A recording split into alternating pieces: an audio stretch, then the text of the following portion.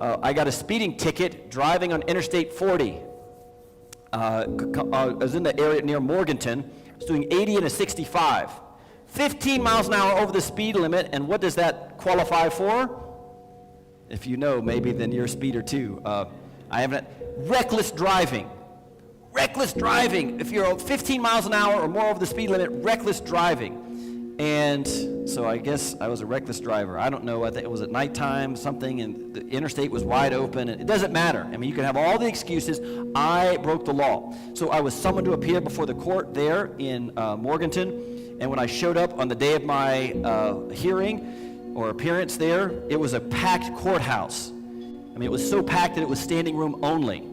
And anyway, I don't know how many people, maybe 200 people were squeezed in this small courtroom.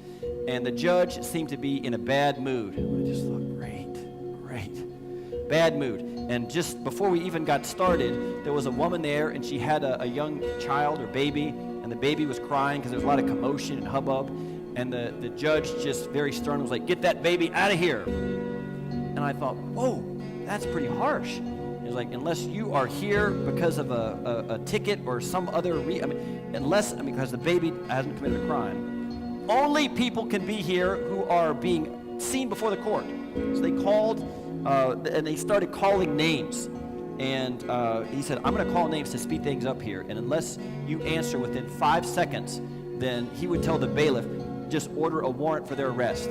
Like if they are no-show to court, just put out a warrant for their arrest and have the sheriff's deputies go look for them." And so they start calling out names, and you can imagine how embarrassing. Here's this room packed full of people. So he said, actually I forgot to tell you, when he called a name, he said, "I want you either to say guilty or not guilty, or the name of a lawyer." I don't have a lawyer. I just showed up for a speeding ticket here. And that's my friend. And so, and I'm standing in the back of the court, and I have to, and then I didn't want to get a warrant for my arrest. Guilty!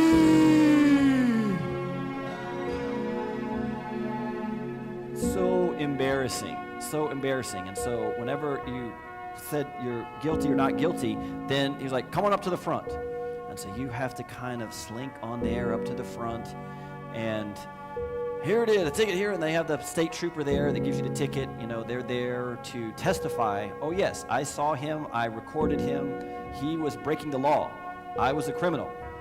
And so, were you going 80 and 65? And before I get to that point, I have to mention, there are so many people who make excuses in court.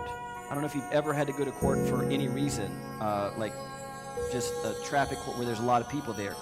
Everybody had an excuse. Excuses for this. "Oh, I ran the stop sign because I was in a hurry." "Oh no, that doesn't count." "Oh, one guy, he was sentenced to do community service for like a DUI, and he was like, 'Oh, I have a note from my doctor that says I can't do community service because it's going to be too hard on me.'" And so the judge was like, "Okay, that's fine. How would you like 7 days in jail?" And the guy had a miraculous healing experience on the spot. Miraculously, I think I could do, I don't know, for like 10 hours or something, community service. And so I just like, I'm gonna get up there, I'm gonna own this. I'm gonna own it and say, I'm guilty. And so I did. I got up, "How do you plead?" "I'm guilty, Your Honor." And what's the situation? Traveling, I should have known, I knew better, I knew I was speeding, I didn't try to make any excuses. And then he asked me something else, and I just had the opportunity to say, "I just would like to ask for the mercy of the court." Mercy of the court. And I think in part because I'm not making it up. Almost everyone in front of me had some kind of an excuse. I just said, "I'm guilty, I deserve to be punished, and I'm asking for mercy."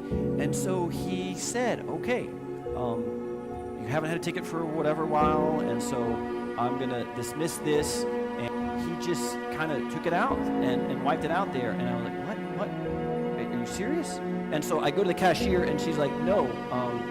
When I handed her my paperwork for my ticket and everything, she's like, "Oh no, he dismissed everything. And so you don't have to pay court costs or the fine that was on top of the court costs, and you're free to go." And I was just, "Are you serious? This is unbelievable." So I had so much joy. I had admitted that I was wrong. I was wrong. I truly was. And yet, when I was there, I owned it, I confessed it, and I asked for mercy, and lo and behold, the judge, he gave it to me. So in the same way, Jesus wants to be merciful to us. He wants to give us joy because we are his. We're all his kids, but if we just own it, admit it, and confess it, then all of it can be paid for, paid in full by the blood of Jesus Christ. 1 John 1 verse 7 says, the blood of Jesus Christ, his son, cleanses us from all sin. There's not one sin in this room that cannot be cleansed and forgiven by Jesus Christ. And so we can have that assurance today and joy today by his judgment saying, yes, they've asked me, and I've given them the mercy that I want to give to them anyway.